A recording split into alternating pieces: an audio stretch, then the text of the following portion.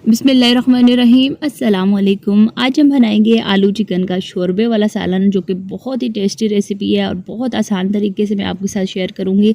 और इसमें कुछ ऐसे ख़ास मसाले हम शामिल करेंगे जो इसके टेस्ट को बहुत ज़्यादा बढ़ा देंगे। तो वीडियो प्लीज़ आप पूरी देखिएगा। तो चलिए शुरू करते हैं। यहाँ पर सबसे पहले एक पैन में मैंने 1 कप के करीब कुकिंग ऑयल ले लिया।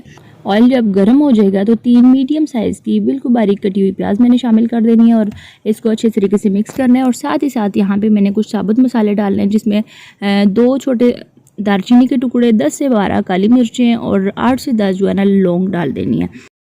ये तीनों चीज़ें डालने के बाद अच्छे तरीके से हमने इनको फ्राई करना है दरमियानी आग पे। और जब उसका प्यारा सा गोल्डन ब्राउन कलर आ जाएगा तो यहाँ पे मैंने क्या करना है कि आधी प्याज को निकाल लेना है और आधी प्याज जो है ना वो बाकी रहने देनी है।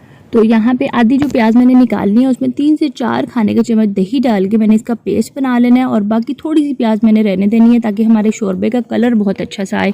तो यहाँ पे जो प्याज बाकी बच गई है ना, उसमें मैंने आप क्या करना है, 1 किलो के करीब मैंने चिकन ले लिया है, अच्छे तरीके से धो लिया है। इसको मैंने इसमें शामिल कर देना है और अच्छे तरीके से हमने इसको आग को तेज़ करके फ्राई करना है।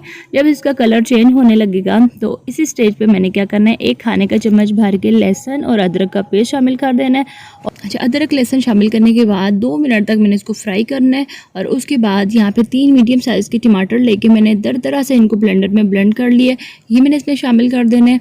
और उसके बाद साथ ही मैं कुछ पाउडर मसाले शामिल करूँगी, जिसमें 1.5 चाय का चम्मच या हस्ब ज़रूरत नमक और 1 चाय का चम्मच सुरख मिर्च शामिल कर देनी है, आधा चाय का चम्मच हल्दी, 1.5 खाने का चम्मच सूखा धनिया पिसा हुआ और 1 चाय का चम्मच सफ़ेद ज़ीरा पिसा हुआ। ये तमाम चीज़ें शामिल करने के बाद अच्छे तरीके से हमने इसको मिक्स करना है और 5 मिनट तक इसकी भुनाई करनी है। 5 मिनट तक हमने इसकी भुनाई करने के बाद यहाँ पे जो प्याज और दही मैंने स्टार्ट में प्याज निकाली थी ना, उसका पेस्ट शामिल कर देना है। और ये शामिल करने के बाद अच्छे तरीके से मिक्स करेंगे हम इसको। और साथ ही साथ इसी स्टेज पे ना मैंने इसमें 2 मीडियम साइज़ के आलू लेके 1 आलू के 4 पीस करके बड़े बड़े साइज़ के, तो ये मैंने इसमें शामिल कर दिए हैं। और अच्छे तरीके से हमने इसकी तमाम चीज़ों के साथ भुनाई करनी है ताकि चिकन और आलू जो है ना वो भी अच्छे से गल जाए और इन तमाम चीज़ों का फ्लेवर आलूओं में भी आ जाए। और साथ ही साथ यहाँ पे 3 हरी इलायची लेके तो मैंने दरदरा से इनको पीस लिया, ये मैंने इसमें शामिल कर देनी है। इसका बहुत अच्छा इसमें फ्लेवर आएगा और बहुत अच्छी खुशबू आएगी इसमें। कुछ मसाले हमने आगे चल के डालने हैं, लेकिन यहाँ पे जो बेसिक मसाले थे ना वो शामिल करने के बाद अच्छे तरीके से हमने इसकी भुनाई कर ली है। और इस स्टेज पे मैंने इसमें पानी शामिल कर देना है। तो पानी यहाँ पे मैंने 2 गिलास के करीब डालना है। पानी शामिल करने के बाद हमने तकरीबन 10 से 12 मिनट तक इसको पकने छोड़ देना है दरमियानी आग पे। और जैसे ही उसमें उबाल आएगा तो हमने क्या करना है, इसको ढक्कन से ढक के 12 मिनट तक पकने छोड़ देना है। और 12 मिनट में हमारे आलू और चिकन अच्छे से गल जाएंगे और अच्छा मज़ेदार सा शोरबा जो है ना हमारा रेडी हो जाएगा। तो यहाँ पे 10 मिनट गुजर चुके हैं।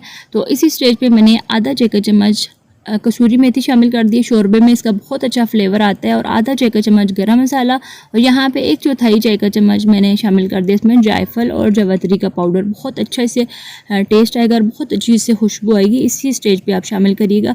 और 4 अदद हरी मिर्ची मैंने डाल दी हैं और हरा धनिया 3 से 4 खाने के चम्मच शामिल करके 5 मिनट का मैंने ढक के दम दे देना है। और उसके बाद यहाँ पे 5 मिनट गुजर चुके हैं और माशाल्लाह से हमारा मज़ेदार सा आलू चिकन का जो शोरबे वाला सालन है ये रेडी हो चुका है। और यहाँ पे हमारा जो मज़ेदार सा आलू चिकन का शोरबे वाला सालन है ये रेडी हो चुका है और बहुत ही टेस्ट में ये मज़ेदार बन के तैयार होता है।